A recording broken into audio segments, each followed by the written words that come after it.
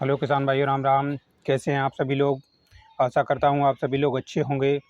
भगवान से दुआ करता हूँ आप सदैव सुखी और स्वस्थ रहें। आज का हमारा नंबर है गायों और भैंसों की एक नई बीमारी के विषय में, जिससे हमारे किसान भाई बहुत परेशान रहते हैं। ऋतु परिवर्तन होता है, बरसात में कुछ बीमारियां हो जाती हैं, कुछ बरसात के बाद में जैसे सर्दियों का आगमन हो रहा है। इस प्रकार अब शुरुआत हो रही है खुरपका और मुंहपका रोग की। उसका कारण क्या होता है?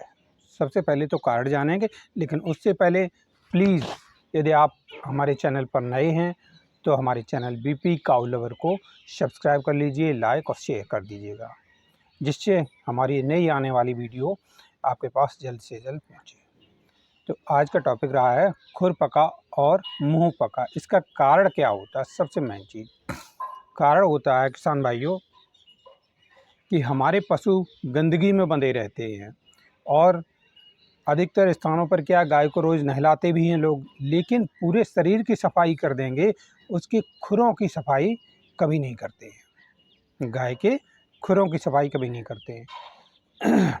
इस प्रकार से गंदगी में बंधने के कारण, कीचड़ में बंधने के कारण, और बाहर जब जाते हैं चरने के लिए पशु, तो उनके पैरों में कुछ बैक्टीरिया लग जाते हैं, और ये जिनका खुर बीच से चिरा होता है, दो हिस्सों में होता है, उन पशुओं को होता है खुरपका।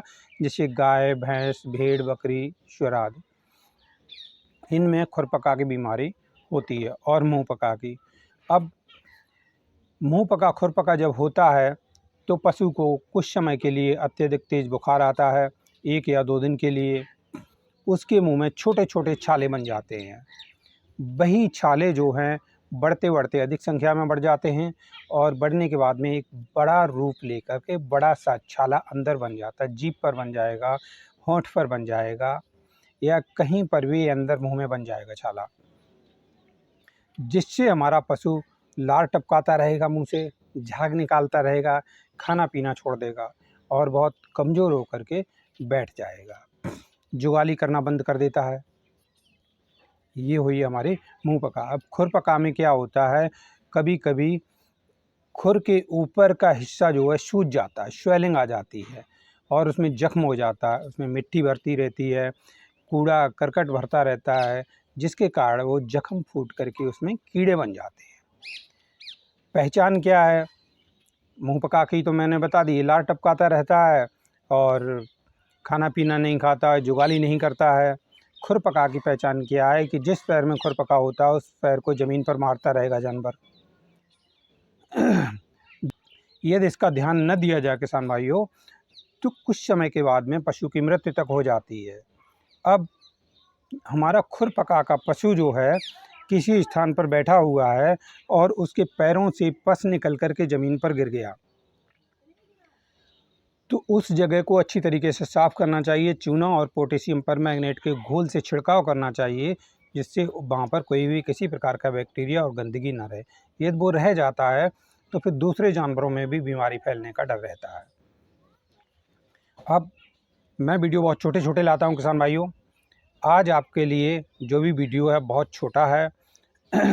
सीधे से डायरेक्ट हम चलेंगे उपचार पर। इसका उपचार क्या होता है, और उससे पहले मैं सावधानियां बता दे रहा हूं, जिससे आपके पशु को खुरपका और मुंह पका की बीमारी ना हो पाए। आप महीने में एक बार 5 ग्राम फिट करिए आप अपने पशु को अवश्य खिलाएंगे। हर संडे की संडे या सप्ताह में एक बार 50 ग्राम हल्दी खिलाएंगे, किसी भी प्रकार से खिला सकते हैं। दूसरे तीसरे दिन नीम के पत्ते डालते रहेंगे, तो ये एंटीऑक्सीडेंट होते हैं। इनकी कारण हमारे पशुओं में रोग पैदा नहीं होता। और जब भी हम अपने पशुओं को नहलाते हैं तो सबसे पहले खुरों की अच्छी तरीक़ा से सफाई करते हैं। खुरों के बीचा बीच में जो मिट्टी भरी होती है उस मिट्टी को हम निकाल देते हैं, किसी प्रकार की गंदगी नहीं। जब उसमें गंदगी भरी रहती है तभी तो बीमारी होती है। अब किसी को खुरपका और मुँह पका हो गया है तो पहली बात तो इनको यानी कि किसी बंद स्थान पर रखना चाहिए, लेकिन हवादार होना चाहिए, खिड़की वगैरह होनी चाहिए, थोड़ी हवा जाती रहे। ऐसे स्थान पर एकांत में रखना चाहिए, सबसे जानवरों से दूर, किसी जानवर के पास नहीं रखना चाहिए। अब चलते हैं सीधे से इसके ट्रीटमेंट पर। इसका उपचार क्या है किसान भाइयों? 200 ग्राम करीब नीम की छाल और 200 ग्राम पीपल की छाल, पीपल का जो छिलका होता है, पौधे के किनारे वाला छिलका होता है, वो 200-200 ग्राम आप ले आएंगे।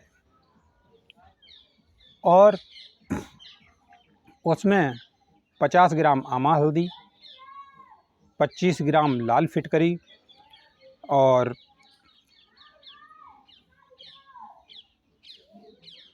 1 ग्राम पोटेशियम परमैंगनेट, ये चीज़ें मिलाएंगे। इसको अच्छी तरीक़ा से खौला लेंगे। 200 ग्राम नीम की छाल, 200 ग्राम पीपल की छाल, 50 ग्राम लाल फिटकरी और 25 ग्राम, आपको बताया 25 ग्राम, क्या बताया था, 25 ग्राम लाल फिटकरी और 50 ग्राम हल्दी। इन चीज़ों को अच्छी तरीक़ा से खौला लेंगे। पोटेशियम परमैंगनेट के घोल से अच्छी तरीक़ा से खुरों को साफ़ करके उसको हम, जो हमने घोल तैयार किया हुआ है, उसको 3 बार हम पैरों पे डालेंगे, उसके खुरों पर डालेंगे, जिससे जल्दी ही उसके खुर ठीक हो जाएंगे। ठीक होने के बाद में इन्फेक्शन बिल्कुल नहीं होगा, दोबारा नहीं होगा। यदि आपके पशु में ये बीमारियां खुर पका या मुंह पका की हो गई हैं, तो ठीक होने के बावजूद भी कम से कम 6 महीने तक वो जानवर हाँफता रहता है, बीमारी के कारण हाँफता रहता है और बरसों तक के लिए वो बांझ हो जाता है, यानी कि गर्भ ग्रहण नहीं करता है। तो उन सब समस्याओं के बचाव के लिए आपको इन यानी कि जड़ी बूटियों का सेवन करना है। अब आती है मुंह पका की बात। मुंह पका के लिए आपको कुछ नहीं करना है। 10 ग्राम फिटकरी और 5 ग्राम हल्दी, दोनों चीज़ों को मिक्स कीजिए। 10 ग्राम फिटकरी और 5 ग्राम हल्दी, दोनों चीज़ों को मिक्स करके आपको 200 लीटर पानी में मिला लेना। 200 ml में, 200 मिलीलीटर पानी में मिला देना और सुबह शाम दोपहर को 3 खुराक आपको देनी है। किसी भी तरीक़ा से आप पिला सकते हो। तो जानवर जो हमारा गाय भैंस जो भी है, उसका मुंह का जो पका हुआ भाग है वो बिल्कुल ठीक हो जाएगा। अब शाम को क्या खाना पीना खाने, वो तो आप डोज 3 बार खिलाएंगे ही। शाम को खाना पीना खिलाने के बाद 200 ग्राम तेल सरसों का आपको नाल वगैरह से पिलाना है और इस तरीक़ा से पिलाना है जो कि उसके मुंह पर चारों तरफ लग जाना चाहिए, जीभ पर, होंठ पर, चारों तरफ लग जाना चाहिए शाम को। तो वो पूरी रात भर रहेगा अंदर, जिससे पशु हमारा बहुत जल्दी ठीक हो जाएगा। सावधानी आपको बता दी, उपचार आपको बता दिया, ये करना आपको है। खुर पका और मुँह पका बिल्कुल नहीं हो सकता है। यदि आप 25 ग्राम फिटकरी 1 महीने में देते रहेंगे अपनी गाय भैंस को और 50 ग्राम हल्दी हर सप्ताह देते रहेंगे, नीम के पत्ते खिलाते रहेंगे, तो खुर पका और मुँह पका होने का कोई चांस ही नहीं रहता है।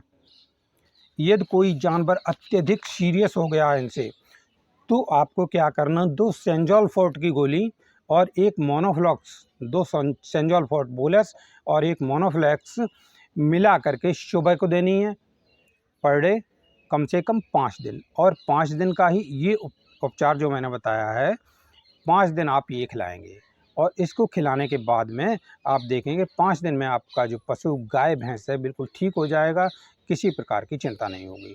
और ये प्रभावित हो गया है, ठीक होने के बावजूद भी इसका दूध प्रभावित होता है, दूध कम हो जाता है और वो बहुत जल्दी यानी कि रिकवर नहीं हो पाता, पूरे दूध पर हमारा पशु नहीं आ पाता। तो किसान भाइयों, आज की जानकारी आपको कैसी लगी? यदि आपको अच्छी लगी है तो प्लीज़ हमारे चैनल को लाइक और सब्सक्राइब कीजिएगा, जिससे हमारे अधिक से अधिक किसान भाइयों का भला हो सके और अधिक से अधिक गाय भैंस का भला हो सके और आपके छोटे से भाई का छोटा सा भला हो सकेगा। तो प्लीज़ हमारे चैनल को लाइक और सब्सक्राइब कीजिएगा। तब तक के लिए जय राम जी की।